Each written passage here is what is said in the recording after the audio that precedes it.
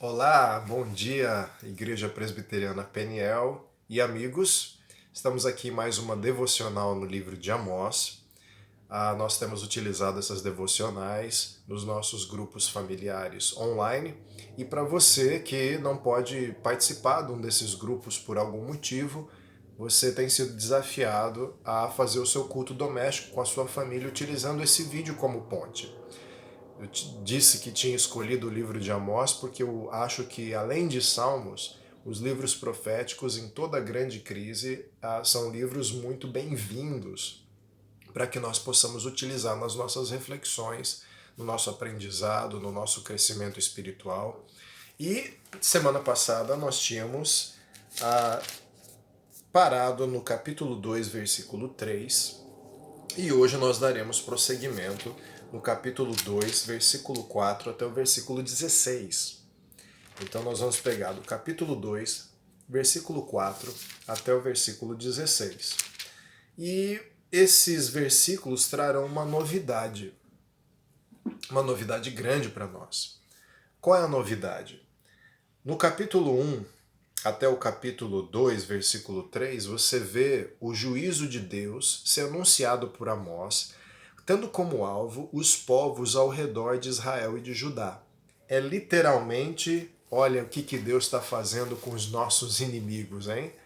Olha só, eles merecem, eles não adoram a Deus, eles não são um povo escolhido. Coisas que às vezes nós, como igreja, dizemos de outras pessoas, não é? Outros grupos religiosos, outros grupos sociais, até mesmo pessoas que pensam diferente de nós politicamente. Isso tem acontecido muito recentemente, né? Quando o evangelho é identificado imediatamente com um partido ou com uma linha política. Então isso torna a outra linha política e o outro partido imediatamente demoníacos, ruins, malvados. Então, literalmente aqui, dá a impressão que Amós está fazendo esse julgamento e é para Israel e Judá comemorarem. Olha só como Deus está tratando os nossos inimigos. Mas aí, do capítulo 2, versículo 4 em diante, Amós vira os canhões de Deus na direção de Israel e de Judá. E aí, e aí vem a surpresa. Como assim Deus está bravo com a gente? Como assim nós temos pendências com Deus que devem resultar num julgamento? Mas sabe o que surpreende? É que Deus não ameniza as palavras que ele diz através de Amós para o povo de Deus. Isso é impressionante. Normalmente a gente poderia pensar assim, mas Deus tratou aquela pessoa com mais rigor, mas nós somos filhos dele. Conosco ele vai passar a mão na nossa cabeça, ele vai dar aquela bronquinha de pai que no fundo não quer dar a bronca, e aí dá um tapinha assim, ou fala que vai ficar sem sobremesa no almoço. Ele não vai tratar como ele trata as pessoas lá fora. Mas é exatamente isso que Deus faz. Deus literalmente continua a mesma linha de julgamento que tinha feito para as outras nações, para o povo de Deus. Então, o que viria a acontecer era um amplo julgamento de Deus na história que ia atingir todo mundo, inclusive o povo de Deus, inclusive Israel e Judá. Vamos ler esse trecho? E meditarmos um pouco sobre o que diz cada uma dessas coisas? Então, olha só, capítulo 2, versículo 4 de Amós começa dizendo assim: Assim diz o Senhor, Amós continuando as palavras de Deus. Não é a opinião de Amós, é a palavra de Deus. Por 3 transgressões de Judá e ainda mais por 4, não anularei o castigo. Se você tem acompanhado as devocionais, sabe que essa é uma fórmula de juízo que ele utilizou com os outros povos. Então ele começa do mesmo jeito que ele tinha começado com os povos estrangeiros. Por 3 transgressões de Judá, e ainda mais por 4, não anularei o castigo. Judá, o reino do sul. Por quê? Porque rejeitou a lei do Senhor e não obedeceu os seus decretos, porque se deixou enganar por deuses falsos, deuses que os seus antepassados seguiram. Porei fogo em Judá, e as chamas consumirão as fortalezas de Jerusalém. O agravante aqui, em Judá, e posteriormente você vai ver que em Israel também, o agravante é tudo aquilo que na lei contribui para aumentar a pena. Então, agravante é tudo aquilo que contribui para agravar a pena, agravar a culpa. Esse é o agravante. Atenuante é tudo aquilo que contribui para aliviar a culpa e, posteriormente, aliviar a pena. Então, na verdade, o peso sobre Israel e sobre Judá, no caso aqui, primeiramente sobre Judá, ele vai ter um agravante enorme. Vocês conhecem a lei do Senhor. Os outros povos conheciam a lei do Senhor por tabela, né? Aquela consciência universal do que é certo ou errado. Isso todos os povos têm em alguma medida. Mas vocês conheciam a lei do Senhor. Vocês receberam essa lei do próprio Deus.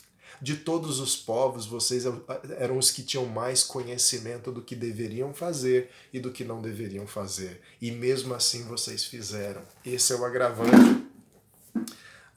Vocês não obedeceram e, além disso, abandonaram Deus e foram adorar deuses falsos, o pecado da idolatria. Vocês me abandonaram por outros deuses e isso tornou vocês como qualquer outro povo. A prática de vocês não difere de outros povos porque vocês assumiram os deuses deles e vocês assumiram os vícios deles. E aí o que é triste, imagine você, membro do povo de Deus naquela época, recebendo essa palavra: porei fogo em Judá, e as chamas consumirão as fortalezas de Jerusalém. Lembrando das nossas outras devocionais, aqui a gente percebe que a linguagem da sentença é a mesma. Eu vou até a capital de vocês, a cidade mais importante, o centro nervoso do reino, e vou botar tudo abaixo. Essa frase, porei fogo e as chamas consumirão as fortalezas de Jerusalém, ela aparece nas 5 sentenças anteriores. Ela aparece para os sírios, para os amonitas, para os sidônios, ela aparece para os moabitas, para todos eles. Todos eles são condenados da mesma forma. Não é triste? É muito triste. Mas aí o julgamento continua.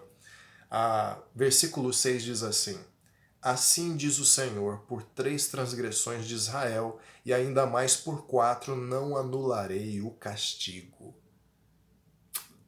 Reino do Sul, se o Reino do Norte estava olhando para você e falando assim: meu Deus, olha só, Reino do Sul caiu diante do Senhor. Agora Amós vira os canhões para Israel. Você está percebendo que não escapa ninguém. Não escapa ninguém. Por 3 transgressões de Israel e ainda mais por 4, não anularei o castigo. Vocês vão ter que passar por isso. Vendem por prata o justo e por um par de sandálias o pobre. Pisam a cabeça dos necessitados como pisam o pó da terra e negam justiça ao oprimido. O que ele está apontando aqui? Injustiça social. Israel estava profundamente envolto numa grande injustiça social, de tal forma que o necessitado era pisado e era mantido ali. E a ele era negada a justiça que poderia tirá-lo dessa condição. Então, não só Israel, com todo o seu sistema, e com todo o seu poder e com seus governantes, provocavam uma grande injustiça social, uma grande diferença entre pobre e rico, como também eles faziam questão de que assim se mantivessem as coisas. Não é? E nós vemos aqui que a coisa era assim: se você brincasse, você ia parar no meio dessa roda esmagadora de injustiça, porque No versículo 6 diz assim: vendem por prato justo e por um par de sandálias o pobre. Aqui provavelmente é uma referência, o justo aqui no caso, seria aquela pessoa que não tem dívidas. Então, mesmo ela corre o risco de ser vendida por prata. Porque o pobre, por um par de sandálias, já é vendido como escravo. Porque o pobre aqui provavelmente é uma referência de alguém que não consegue pagar suas dívidas. E uma forma do tempo antigo de pagar as dívidas era se vendendo como escravo. Era sendo vendido como escravo. Então, tanto o justo tinha que ficar com os olhos abertos, quanto o pobre tinha que ficar de olhos abertos. Pois bem, no versículo 7, ele ainda continua, e aí eu tinha parado um pouquinho antes, porque ele vai adicionar um tempero muito ruim a essa fórmula de injustiça. Olha lá, no versículo 7, na parte final ele continua: pai e filho possuem a mesma mulher e assim profanam o meu santo nome. Inclinam-se diante de qualquer altar com roupas tomadas como penhor. No templo do seu Deus bebem vinho recebido como multa.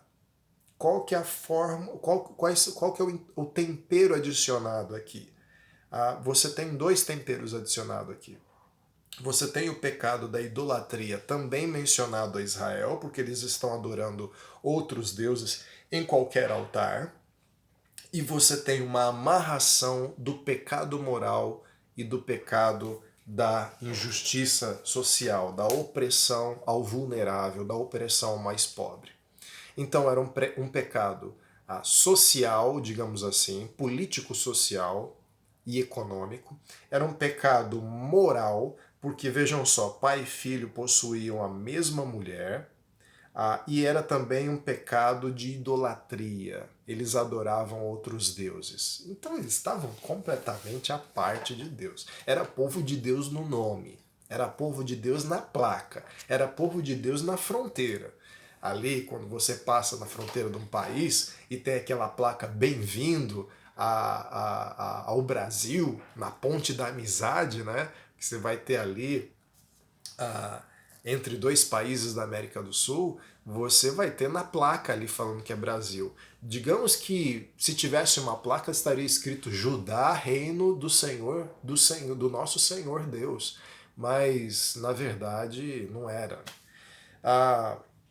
E por que essa amarração é tão infame? Porque olha só, alguns especialistas bíblicos, eles mencionam que pai e filho possuíam a mesma mulher, que provavelmente era uma serva, provavelmente era uma empregada. Então a empregada funcionava como a prostituta da família. O pai e o filho abusavam de uma mulher mais vulnerável que estava ali trabalhando na sua casa, provavelmente no contexto aqui. E aí você tem roupas tomadas como penhor, são utilizadas diante de qualquer altar, e vinho recebido como multa. Aqui é dito que uma roupa, na lei, mencionado através de uma capa não poderia ser tomado como penhor à noite ou se a pessoa tivesse com muita necessidade. Ou seja, em outras palavras, você não pode tirar aquilo que preserva a vida da pessoa para poder cobrar dela uma dívida. Porque aí você vai matar a pessoa. Aí já não é mais uma questão de dívida. Uma pessoa morta não paga dívida. Então era um pingo, um facho de luz de misericórdia sobre aquele que estava numa situação de vulnerabilidade. Então aqui o que está sendo dito é as pessoas tomam a capa, tomam a roupa como penhor e misturam isso com a adoração de outros deuses. Eles utilizam a lei de Deus naquilo que é benéfico para eles e misturam com a idolatria. E aqui é dito também que o vinho recebido como multa, o vinho poderia ser recebido como uma compensação por algum dano. Basicamente eu recebi o salário, eu recebi um dinheiro de algum processo jurídico que, segundo a lei, eu devo receber e eu uso esse dinheiro, sei lá, em jogos, eu uso esse dinheiro no prostíbulo, eu uso esse dinheiro fazendo todo tipo de coisa que desagrada a Deus. Isso é um prêmio. O que eu tomo dos outros é um prêmio para que eu possa utilizá-lo na adoração de outros deuses. Agora a coisa vai ficando mais triste, porque no caso de Israel, a diferença para Judá, que foi bem resumida a sentença, aqui ele vai destrinchar aquele agravante que nós tínhamos falado. Vocês conhecem a lei de Deus, vocês conhecem o Senhor dessa lei. Olha só, versículo 9 em diante. Fui eu que destruí os amorreus diante deles. Embora fossem altos como o cedro e fortes como o carvalho, eu destruí os seus frutos em cima e as suas raízes embaixo. Eu destruí os inimigos de vocês. Os amorreus estão representando aqui os cananeus que habitavam a terra que seria pertencente a Judá e a Israel. Eu afastei essas pessoas de perto de vocês, essas pessoas que iam te tirar do meu caminho, e fiz vocês morarem em suas terras, e eles eram poderosos e fortes e eles caíram. Versículo 10, eu mesmo tirei vocês do Egito, eu os conduzi por 40 anos no deserto para lhes dar a terra dos amorreus. Vocês se lembram que eu libertei vocês do cativeiro egípcio? Vocês eram um povo escravo, vocês não tinham perspectiva, vocês não tinham rumo, vocês não tinham sonhos, vocês estavam clamando e gemendo diante daquele jugo terrível do Egito. Eu os libertei de lá. Eu os libertei de lá, e agora vocês eregem casas, eregem palácios, eregem as suas cidades, vocês vivem a vida do seu povo por causa daquela libertação que vocês se esqueceram. Versículo 11, também escolhi alguns de seus filhos para serem profetas e alguns de seus jovens para serem nazireus. Não é verdade, povo de Israel? Declara o Senhor. Olha a referência. A referência aqui é: eu não peguei vocês, libertei vocês, afastei os inimigos e deixei vocês livres no sentido de abandonados e me ausentei. Eu levantei profetas para falar a minha palavra e dar direcionamento para vocês. Vocês não ficaram sem luz, vocês não ficaram sem direção. Não foi só te libertar da cadeia e te jogar na sociedade, te jogar no mundo, sabe? Presidiário que está preso em cadeia e sai para o mundo e ele fica desnorteado porque agora ele tem a pecha do presidiário, ele é alguém que ninguém talvez queira por perto, alguém que vai ser muito julgado. Eles eram escravos, fugidos do Egito. Eles podiam ficar desorientados no deserto. Deus os orientou no deserto, e quando eles finalmente assentaram e erigiram casas e foi-lhes dada a oportunidade de construir uma nação, eles tiveram a referência de vários profetas que os alinharam com a palavra de Deus. Mas ele menciona um outro tipo aqui, os nazireus. Nazireus eram pessoas que eram consagradas especialmente para Deus. Eles eram verdadeiros modelos de consagração, de separação a Deus. Eram pessoas de referência para lembrar tanto Israel quanto Judá que eles deveriam ser um povo separado. Então, toda vez que alguém se esquecesse disso ou não se lembrasse disso, podia olhar para um nazireu. E o nazireu fazia isso através de uma série de restrições alimentares, estéticas, que faziam dele um testemunho vivo, uma imagem assim, uma ilustração ambulante de que ele deveria ser santo e também o povo de Deus deveria ser santo. Mas olha só o que Israel teve a desfaçatez de fazer. Mas vocês, versículo 12, mas vocês fizeram os nazireus beber vinho e ordenaram aos profetas que não profetizassem. Aos profetas que eram levantados por Deus para dar orientação para o povo, eles disseram: cala a boca, cala a boca. A gente não quer te ouvir, porque a gente não quer ouvir Deus. Cale a boca. Forte, né? E aos nazireus deram de beber vinho, embebedaram os nazireus. Porque os nazireus, uma das formas dele demonstrar que ele era separado, consagrado, era não beber vinho. Ela falou, então é isso? Então vamos dar de beber. Eles literalmente mancharam o testemunho do Nazireu, ou seja, eles queriam varrer do mapa qualquer referência de que eles eram o povo de Deus. E aí continua os versículos, me acompanha aí. Versículo 13. Agora então eu os amassarei como uma carroça amassa a terra quando carregada de trigo. Ele começa o julgamento, a sentença. Vocês não vão passar de terra debaixo da roda de uma carroça cheia de trigo. O ágil não escapará, o forte não reunirá suas forças, e o guerreiro não salvará sua vida. O arqueiro não manterá a sua posição, o que corre não se livrará, e o cavaleiro não salvará a própria vida.